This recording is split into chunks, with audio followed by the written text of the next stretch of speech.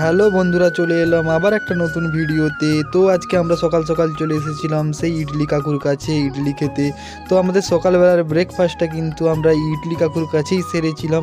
শুধু ইডলি কিন্তু এই কাকু বিক্রি করে না, ইডলির সাথে সাথে ছাতু বড়া কিন্তু সব কিছুই বিক্রি করে। আমি ইডলি বড়ার থেকে আমার কিন্তু ছাতুটা বেশি খেতে ভালো লাগে আর খুব টেস্টি বানায় ছাতুটা।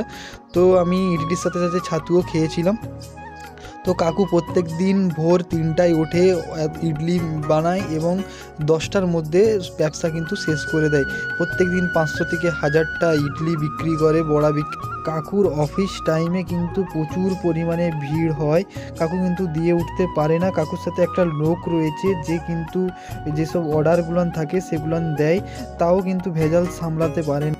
তো তোমরা কখনোই ভেবো না যে আমি এই কাকুর কাছে এই প্রথমবার ইডলি খেতে এসেছি। এই কাকুর কাছে আমি ছোট্টবেলা থেকে ইডলি খাই। সত্যি কথা বলতে আমি অনেক জায়গায় ইডলি খেয়েছি, বাট এই কাকুর মতো টেস্টি ইডলি কিন্তু কেউ বানাতে পারে না।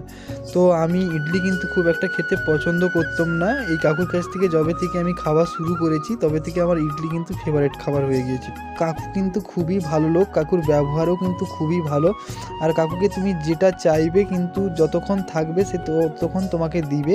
তো তোমরা অনেকেই তো ইডলি খেয়েছো, বাট তোমাদেরকে আমি একবার রিকোয়েস্ট করবো এই কাকুর কাছে ইডলি খেয়ে যেও। তোমরা একবার খেলে কিন্তু আবার খেতে আসবে।